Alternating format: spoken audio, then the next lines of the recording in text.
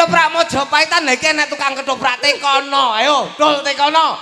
Mosok nggak cemol. Iki kok lek diterus Kendangane kaya Batman. Yo bintang tamu ki Oh, superhero.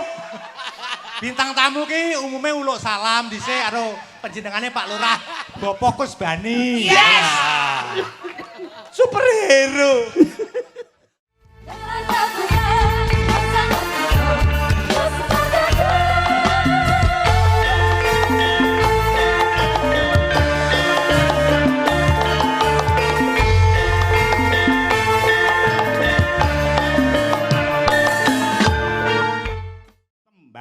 Kembang Probolinggo. Yuk, dados.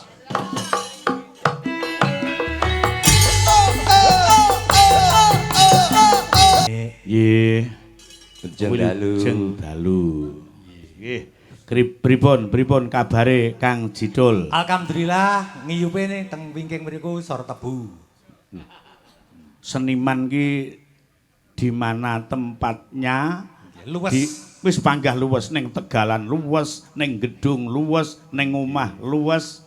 Tapi nggih anu kok saben 2 menit ngono iki enten tiang pipis, saben roh wong pipis buri panggung gumun lho. Jenenge pencipta lagu kondang Gubuk Asmara lho. Macake ana sor tebu. Jan jarang-jarang enten. Macake sor tebu ora apa-apa tapi antisipasi iki mangro lek udan klambine kaya talang. Lho, endi? Iki Raimu ngono kenyek. Ngene pelecehan karo sing bose. Ora. Kang Jidul. Iki Kang Jidul. Dalam. Iki sik aku urung kenal lho mabengi dudu iki lho. Oh niki, lha niki sanes pelawak, sanes pencipta lagu. Niki iki pelawak saking Turki. Heeh, asmane? Saking Turki maksudnya turunan Kirek. Wow. Ayo kok Sami ngene pas lho. Nggih, cocok kula nggih. Niku wau betul batin klambine kok peh udan diwehi talang. Niku wau sanjang pripun? Betul sinten? Turki. Pelawak saking Turki. Niku wau napa? Turunan Kirek ana gendahne. Sami. Sing ngejak niki nggih asline pencipta lagu kondang Bakir. Lho, kok Bakir? Babone Kirek. Terus ngene sesuk-esuk. Tumbuh leh tutup kok kowe. Nuwun sewu Mas terus sesuk-esuk. Jane wit wau dalu kula niki gembremeng. Pripun, Mas? Wah aku karo lagu-lagune Kang Jidul ki pancen ya sayuk setuju. Terus neh karo kostime iki aku ya cocok aku. Lho, jemene kon jenengan to bujange. Kula mawon cocok kok. Iya kena nggih talang kene lho. Aku yang ngerti. Troco. Awakmu arepe ngenyek. Kostume Jidul iki ora masuk ngono. Semumu lek mungguyu ki apa ngino. Aku ngerti. Tumrap nompama ora masuk ya tak gawe to. Aku rene mel apa bareng awakmu. Aku mlaku payungan iki talang. Wong kowe lho mendino. Mlaku teko anggone rias kono. Wong iki mendino tak bayar sak mobil karo aku isih maido karo sandangan iki lho. Bayaran bareng dhewe potong bensin kok. Ngapunten nganggep. Ya, pancen tujuan iki untuk membuat sensasi di mana banyak pelawak ben tampil beda, ngono. Nuwun sewu bucange. Pelawak kali dalang niku kata-kata lek saged kan bersatu to. Ibarate kendaraan ngoten dokar. Ning aku wegah oleh bersatu karo pelawak. Sebab aku boleh bersatu karo sinden. Oh, apik nggih. Maksudnya ngeten ibarat dokar niku enten kusire, enten dokare, enten jarane. Panjenengan kusire, kula dokare, lah niki bocah niki jarane. Kan pas. Lah ibarat ketoprak bocange. Lakone Angkleng Darmo. Angkleng Darmo batik madrim. Lah Angkleng Darmo niku kan gadah ingon-ingon kirek. Panjenengan Angkleng Darmone, kula batik madrime, lah niki kirike. Terus esuk-esuk bakul-bakul do takon. Piye? Kowe mambengi dodol ning wayangan. Iya. Terus bintang taune sapa? Kirek.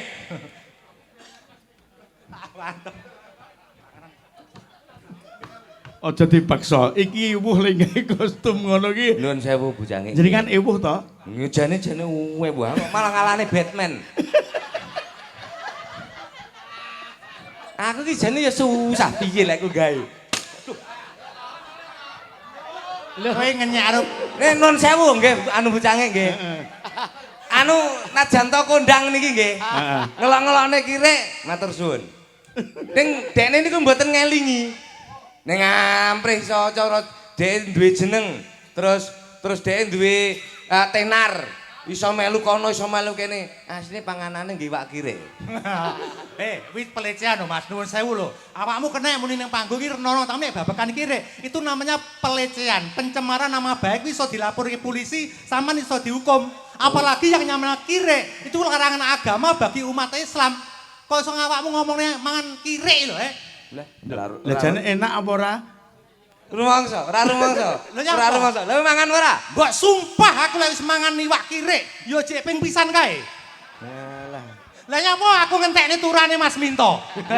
Ngopo ya salah aku. Lah, wong Mas Minto lho poso-posone mahku. aku mulai ora bareng awakmu. Sesuk klambi iki tak suweki. Arep iber aku. Tenan iki pokoke penjahite dirubah aku. Rubah apa kabeh model yo ngene. Nembang, ngapunten bocange. Sik to aja kesuwen nembang iki membahas tentang kostum. Ora nanti Ya, bahas. cacak ya. Yo, tenan Kader ber. kok ngeten lho bocange. Ora lho. Kuwi lho. Wong jenenge dagan loro kok ora kompak perkara kostum lho. Wong kuwi Ben koncone dilecehne ning panggung. saiki ngeten nggih bocange. Nyambut gawe jenenge dua sejoli jenenge sedulur paribasane. Betul. Kudu kompak nggih. Lah wong dheke niku lho ndamel apa? Kula ndamel sandangane ngriku nggih manut. Lah bareng dong engko tak gawake sandangan. Aku ora cocok sandanganmu. Lah ngoten niku. Oh. Lah mosok sandangan kula nggih mboten cocok kali niku. Lah mosok aku pun gawe. Berarti sampean balas dengan. Lah jane mboten balas dengan. Kok balas dengan? Balas demam. Demam berdarah. Ya wong sandanganmu lho padha karo nek ejo klitik, padha karo percil wis kan umum. Karepku ki ben tampil beda, ning malah ning kene kok paido. Bergate tak nggih cemol barang.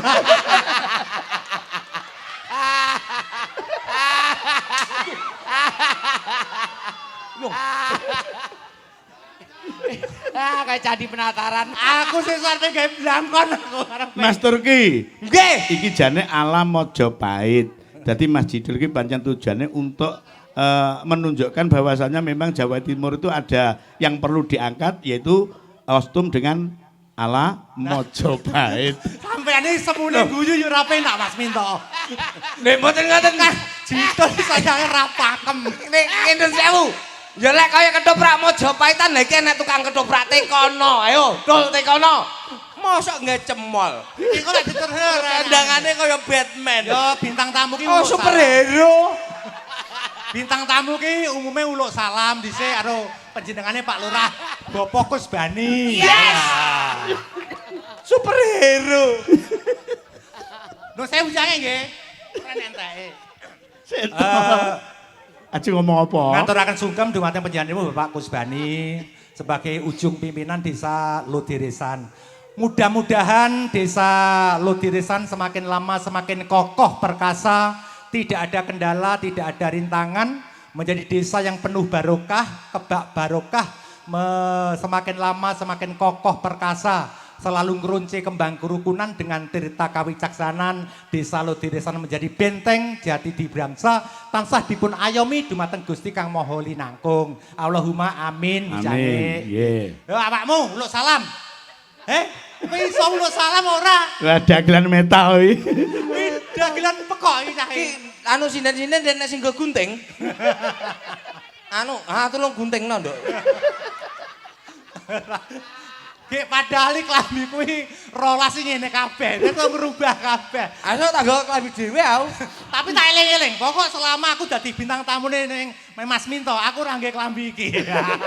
Keliyane. Sebra. Tapi wong ora gawe mboten ndamel niki lho bocange. Gawe selebrak duwa talekne nang kene kaya Superman ngono. Tintingane Mas Puji, Mas Suji anu. Ora salam. Solawatan. Ora usah. Solawatan. Nesu. Apa jenenge? Nesu. Turi-turi putih. Pelok barang, torong pelok barang. Barangnya sapa? Barange Mas Minto. Nesu. Nesu tenan kuwi meng. Ora. Ora mbok cara apa-apa. Ya ngene iki ya anu resikone dagelan suwi ra dijak ya ngene iki. Mas Minto iki anu. Iki Mas Minto iki upama sir semayanan apa enak. Apa semayanan arep selingkuh ngono apa enak. Aku arep namae Gembos ngono biasane. Aku arep namae Suji Yoga. Piye to? Asline Asline niku nggih nuwun sewu, buka jati dirine dhewe. Nah. Tindingane Mas. Wong donya. Wong donya padha metengo. Kudu kuwi. Po, sepiten Mas, anu pelok barange. Anu turi-turi putih. Turi-turi putih. Turi tunanone Tenan, iki tenan terlampiaskan pokoke. para manusa iki jaman keduwuren Mas. Keduwuren Mas, tolong sampean niki. Solawatan nggih. Piro Mas? Sakmene lho, iki kadhe patekon cak Ben piro. kenok betok penak, pelok barang. Wong pangkat tekon aku sapiro. Oh, pelok biasa to niku. Oh, nggih. Nah, to, biasa Mas Adi. Nah, Para manusa iki jamane wis tuwa, aja tindak murka, tembe mburi bakal cilaka, wong becik bakal ketitik, wong ala bakal ketara. Ya Allah, ya Allah, ya Allah nyuwun ngapura. Yo, aja banget. Kowe tak gunting cangkemmu apa yo.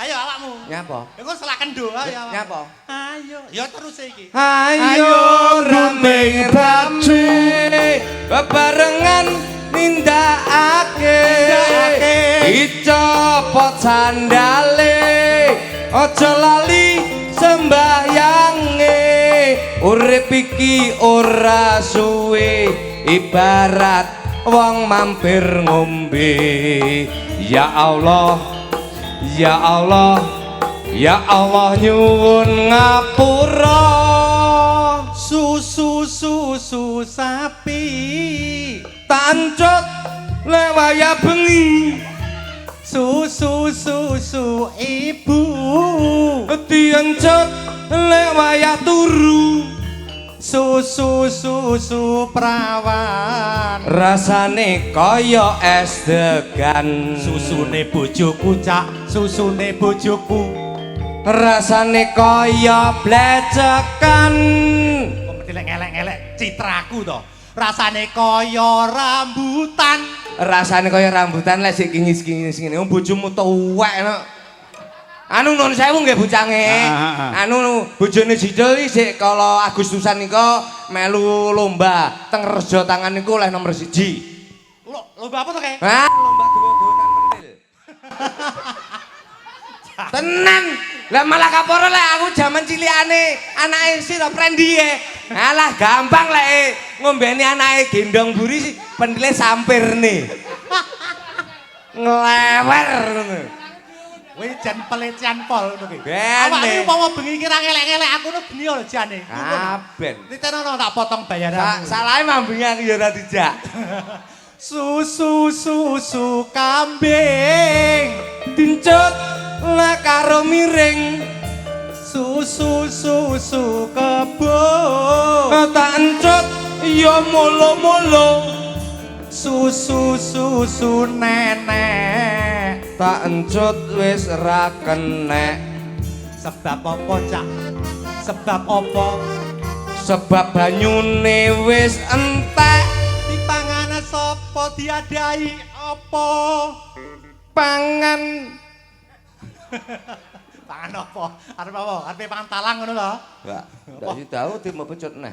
susu gajah Sik kowe panggah penak kowe nyipta kene sing mumen terusne lho. ala kurang sitok lho kok ge nembang Kowe mek penak susu kene sing terusne bumet. Malah aku lumayan njero mobil mbok kei sepelan lho. lho ora ngono lho yang namanya pelawak ini ditingken kadang yo sepel kadang spontanitas Spontanitas utawa sepel kuwi lek bendina mbok jawang bendina apa tanggapan ra ngejak aku apa ya ro sepelane piye. Rezekine didum-dum lho cak wong aku ya bukan pelawak saya ini sebagai pencipta lagu rezekine didum-dum mambengi kae terus sok mbiyen sampean terus iki sok mbiyen iki yo sejene tak jak cak bawa ngono Ah lu wong mbok jak timbang mbok kae klambi iki aku. susu gajah Tancut Karum lumah Iso no ya. Susu macan.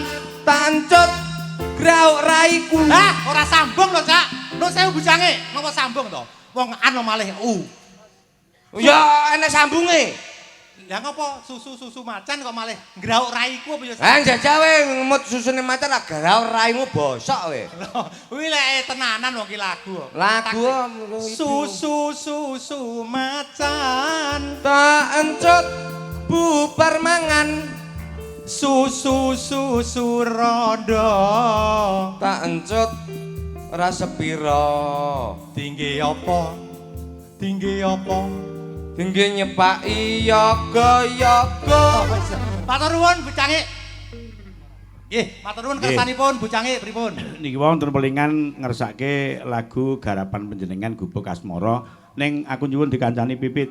Oh. Yo, tak goleke sing paling melenos. Anu Pipit niku sing pundi ta? Ini kok pinggir dhewe nika. Lah niki jane asli jenenge dudu Pipit to. Nggih, pripun terus jalan ceritane pripun bucange? Sik ngadeka sik Pit, ngadeka tak totone. Anu sik motone cepot. Wah, masang telale wae. Tak kandhani tak kangge lem G. Nggih niki wau lem gene kentun. Terus kelihatanmu apa upo? Raja Wali. Ya Raja Wali. Anu gawe duku ae, Nduk. Tak dilat ngono ben mlonyo. Gegeden anu lho. Cek tok engko to dipik. Ayo ndang ngene iki ora betah kok dadak. Wis kadung pingin aku. Nah, iki Masalah. tembang Sik, toh. gubuk. Iki sakmene gedine jenenge apa iki? Alah kuwi malah megungi malah penak. Ora ngono lho, jenenge Pipit ya kleru lho. Pipite gede cilik. Kudune cilik. Lah gede? Popot. Oh, padha karo Didi Kempot, ngene gede. Lah cilik. Didi kempit. Oh, lek gede jitul lah cilik. Sidil. Oh, alah. Nah, iki krana tembang iki ada sejarahe. Mungkin dalam percintaane Kang Jidul karo garwane sing saiki dirabi ceritanya itu ada satu kemasan bahwasanya kemarin itu menceritakan pertemuannya Mas Jidul karo bojone iki ning Gubuk Asmara. Dadi iki digarap Mas Jidul, Kang Jidul nembang karo Pipit, gubuke kudu enek sing dadi gubuk. Ngoten nggih? Heeh. Tapi Aku tak anu mawon, kula tak dadi yogane mawon. Sik to. Apa mungkin saya akan bawa gubuk ke sini? Ini kan live show. Terus gubuknya sinten Mas Minto? Lho, gandengane. Oh iya sip dari gubuk biar menjiwai dadi gubuk. Maksudnya piye to? Maksudnya piye to? Kan enek lagune nyingkur ngono kan to. Kuwi lho. Samane dadi ambene Awakmu gubuk dadi ngono lho. gubuk Mas. dadi gubuk aku lungguhku nyingkar-nyingkur terus bawa gubuk asmara sak lagune ngono. Sik ta kowe iki ora mbayangke sing lungguh sakmene lho. Alah enteng. Sing penting anget to. Iki bener sawangane gedhi tapi bocah ki ampang lho. Iki kaya njero iki bolong. Ngono lho. Bolong sundrine. Maksudnya iki njero ki Maksudnya aku dadi lincake gubuk. Iya meneng wae sing penting kaya bayaran to, Cak. Wong nyambut gawe iki lho. Wong mancing yo angel yo awakmu yo penggene yo nyupet ngono dak. Nyopet ora apa setore nang omahmu. Lho, aku bar ke omahku sih enak-enak. Nang ndi? Mas Minto. Ya lugo. Dadi gubuk sing penak lho, Yon. Iya ya sik to. Saman ngadepe rono. Dilungguh. Kula mriki. Nggih. Iya. Nah, Sik. lungguh. Sik ta, sik. Anu. Ngapunten. Piye? Apa teles? Nyapa, Mas? Teles-teles apa? Oh nyapo telesit. Ngembes we. Masuk. Ngembes apa ngebrek we? Delok ya, Delok ya. Iya. Nunut. Ya. Ora delok. Delan. Wah, rusuh-rusuh tak tapuk. Delan. Aku arep nyerah mentolo. Delan. Lah aku ki ngene. Aku tak buka Tak otak aku. ganteng kok. Sapa lho sing ngebrek ki? Delok. Gaur izin tak. Mas, Pripun. Pipit mboten ngebrek. Pripun. Masur. Kok enek ki nyapa lho sampean ki. Aku tak ganti anu. Wong lek wangi lek ku nyemprot ping 50 jaran. Ya lek liyane percaya aku mbok semprot tapi sing kono mendah mbok semprot. Iya. Ndak panas iki kok. Apa ya? Wah iya. Ndang to apa? Gubuk omong Sido apa ora? Lu kok Pit? Omong Oh, masa kok kuat terus. Ngene, Awakmu gatel. Berarti gubuk iki nek ulere. Enek ulere digoleki. Ulere nang ndi to, Mas? Goleki no, ayo goleki. Goleki. Wah, lah iki lho ulere. Kunci. Sik. Masalah. Mosok ngono anak dikira uler. Lho, apa kuwi, Mang? Napa? Apa? Apa? Apa, Mosok Mas? Apa? ular ya? Ndak. Yakin? Ndak. Mak grunjel ngono. Lah ya apa kuwi? Memang ndak mau delok ya? Ndak. Jenenge apa? Tak Apa WA, jenenge? tak WA. Lah. Cintingane, Mas. Mosok cemole judul nang ngarep ngene.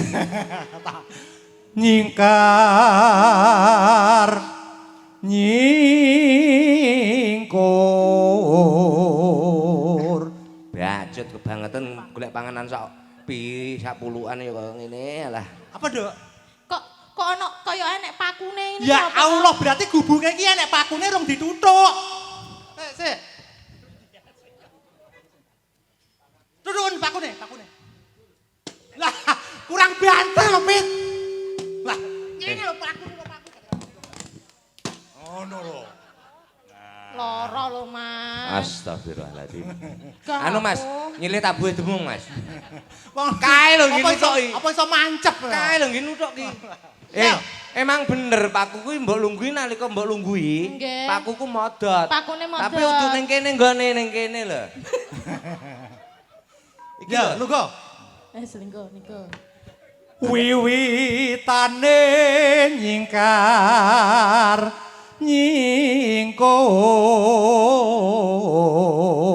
nyingkur. Suarane Pipit genti. Yo, monggo, Mbak. Lingsem yen ke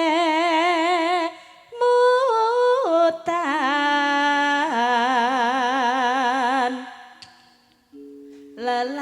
lelampahan kang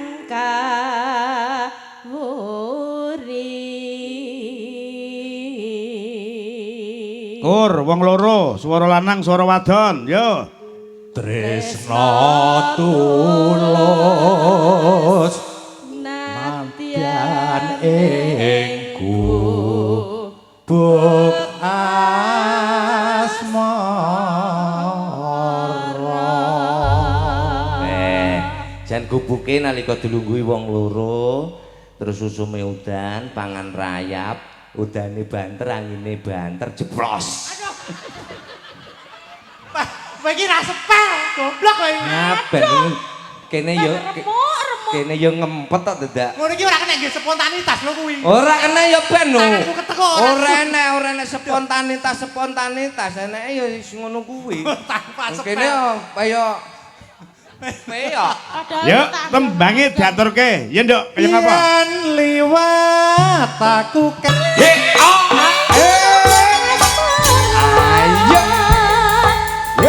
tolong Mas, digawe rok kaya mandungi Mas, tolong.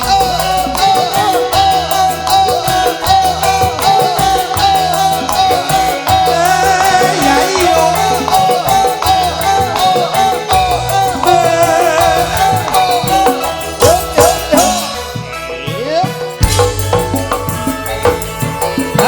Yen liwat aku kelingan buku kae yen tak golek ingat jaga kebak tulisan warna abang pondok isih sayang pipit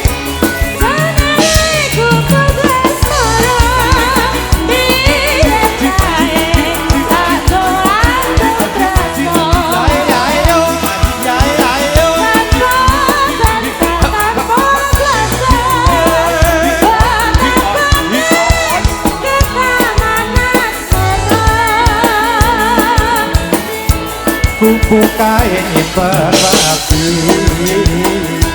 nanti besok ora bakal lali kuku kain berarti mengawali nganti jagat rino hey Catatan satuning ati tak luntur saya merati kowe wae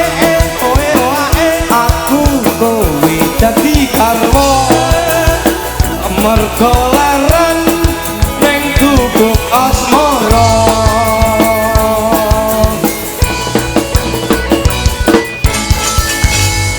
Nggih. Kang Jidul. Nggih. Niki panjenengan sampun nembang ciptaan panjenengan piyambak. Nggih, Niki diselingi tembang saking Sekar Gadung. Oh nggih, Niki kala wau saking panitia wonten kang ngersake tembang Napas Agama cukup sepele persajan tembangipun pepeling. Pepeling. Iki sapa sing nganggo bawa apa ndak nduk enake nduk? Langsung wae. Ya bocah papat ngadeg pepeling. Coba Mbak Hani aja, Mbak Dian, Mbak Mita, terus disepuhi karo Mbak Luki, karo Mbak Bunjung. Coba ya, pepeling. Ya Mas, kaya ngapa? Dibukani saka ketipung, tinampen balungan komplit saut bunang barung, pepeling dados ya.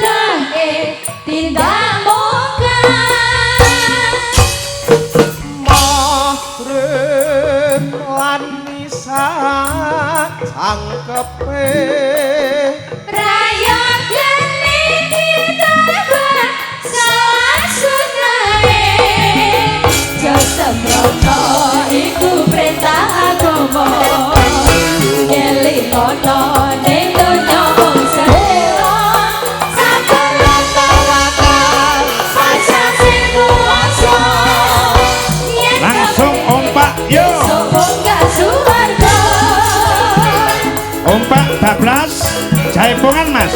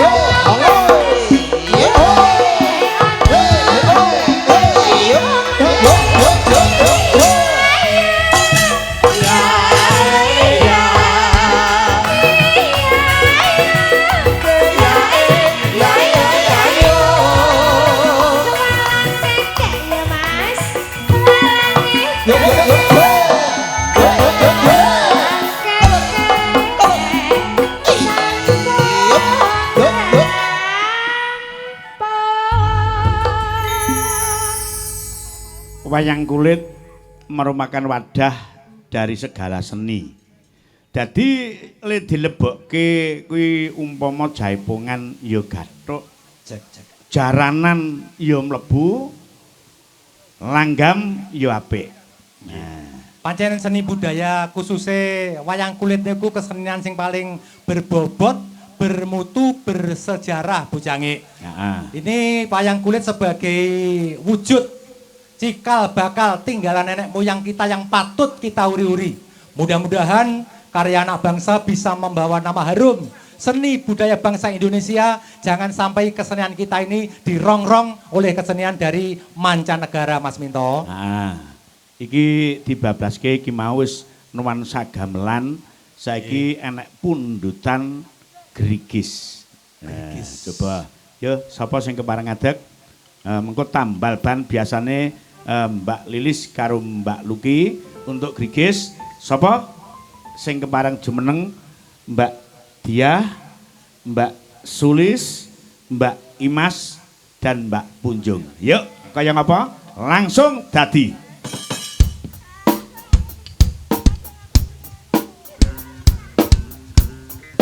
Suka Berang manis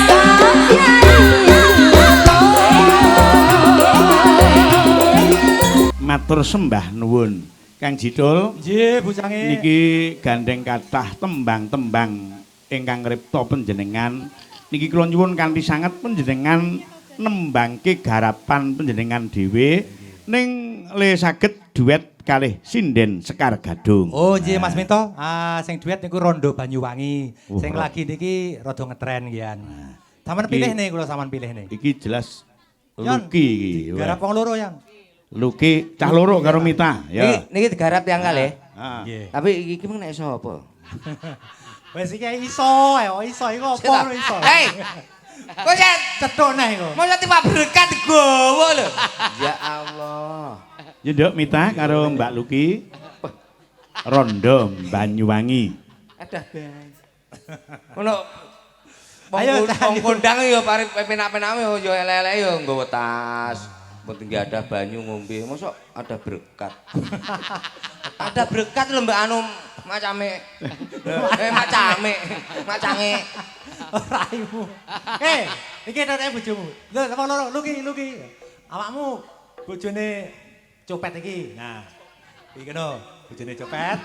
Lagi aku kene. Wah, nduk. Nah, Luki bojone copet, Mita tutuk maneh bojone gentho. Nggih, matur nuwun. Copet ritek bene ya Mas. Ben. Heeh. Wis ora apa-apa sing penting Penting bahagia. menghasilkan ya Mas. Sing penting penghasilannya akeh njur uripe bahagia. Aja manut tangga. Ora usah kaya kuwi. Aku ndak iren kok. Iya. Lah, kuwi ora meri pancen ora meri pancen serba. Kono-kono ora copet tapi ndak bahagia. Ndak bahagia. Loro mesti. Rung mesti. Gento lho, Tangga gento ki iri. jajal gento. Tangga ki iri.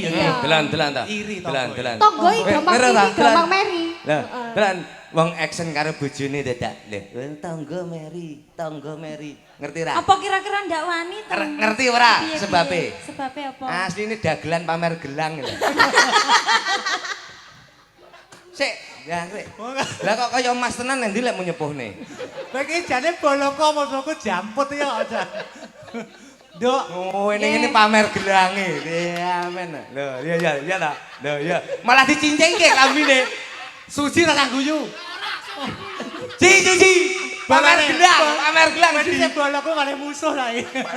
Dagelan iki ya mbok piye tembang-tembang mosok dagelan pamer gelang ngene-ngene. Lah gelange sampean, Mas. Lah iki iki ngono cerita iki ndak apa-apa Ora iki kena dige tirakat ya, Mas. Kena nggih wiritan. Kuwi kata-katane wong iri. Awake dhewe iso bulan madu ning endi, Nduk? Ning Jepang. Oh ning Jepang luar biasa bojoku ya Allah. Jepang ki apa? Lah ngendi sampean Alah, ngendi, Mas? Tenang sayang. Ning endi? Kono ning Jepang awake dhewe ora kalah. Cukup ning Ujang. Iya, ge apa lho ning Ujang ujane? ning ujang. Pengiritan. Awake dhewe iso ijapan ning ndi, Nduk? Ning KUA apa ning omah wae? Ya ning omah wae tapi digawe kok Bah, gedung ngono ya. Ijapan ora ning KUA ngomah ya apa? Yo kan ning endi awake dhewe ning endi? Awake dhewe sayangku? ora ning omah, ora ning KUA. Ning endi? KUD. Nduk, awake dhewe numpak Pajero. Bulan madu numpak Pajero apa Fortuner apa Abrat? Abrak apa to, Mas? Motor sing larang. Wah, muni Alphard ngono ra iso. Abrake lho, tas sing tinggi dawa keadan lho. Ya Alphard. Oh, numpak Alphard to. Iya. Alphard iki piro? Pirang yuta. Wah, kaya ngono kuwi. Alah, tenang. Awake dhisik numpak Alphard ka. Aja. Anyar iki. Numpak dhewe ya, Mas. Lho larang lho kuwi anggenmu. Aku tak Tiket karo- ning swarga. Oh iya. Awake dhewe iso dadi manten iki aja kaya tangga paling mbleh wedhus, mbleh apa tuku daging kilonan, mbleh pitik. Awake dhewe iso mbleh sapi Brahman 5. Dah 5 ya dadi meriane. 5. Ya. Wong sapi Ngono mek mbelah apa? sapi mek 5 ae dikoar-koarne nggone Oh tangga. iya, Mas ya. Mek Apa? limoe Limo dikemer-kemer ning ngene tanggane. Awake dhewe piro, Mas? Alah cukup beleh kirik. Kirek kuwi malah larang lho. Gila nih, kene santri ya apa. Ya Ya nembang. Kowe tau mah. Ya. Nembang ya. Kayak jadi apa? Tembange Rondo, diaturke. banyu, wangi, dangdut. Yuk, yuk.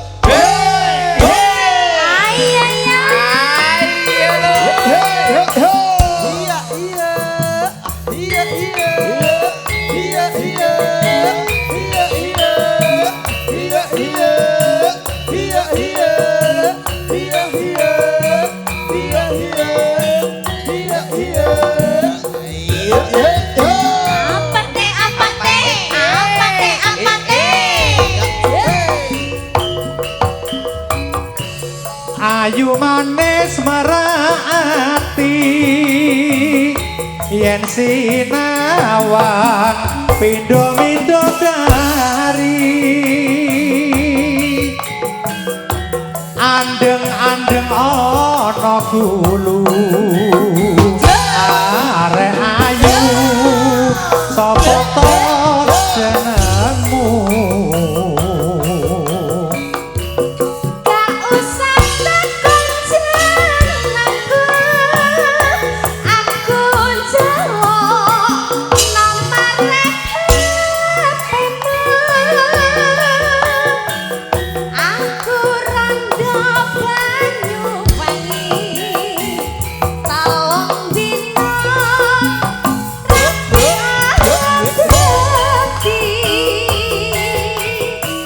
Rondo seksi Banyuwangi Bokong gedhi saya meraati yo yo yo yo.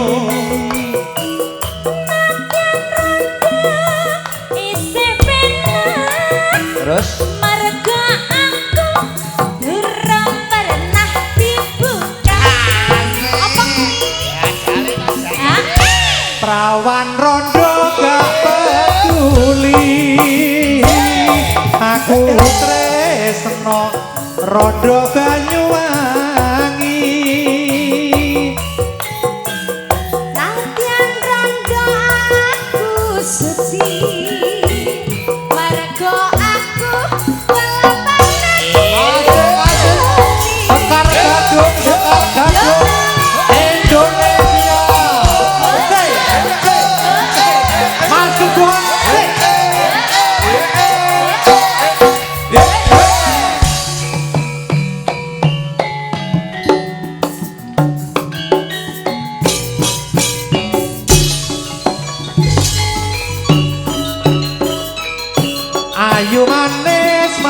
ati yen sinawang pindho widodari andeng-andeng ana bulu arek ayu sapa to jenengmu Gak usah takon jenengku, aku jawab nomor HP-mu. Aku rondo Banyuwangi, tolong dino tapi arep deki. Cahyono Rondo Anyar Banyuwangi Bokong Gedhi saya merak ati Sing kepenak mergo aku durung pernah dibunga. perawan rondo gak peduli aku tresno rondo Banyuwangi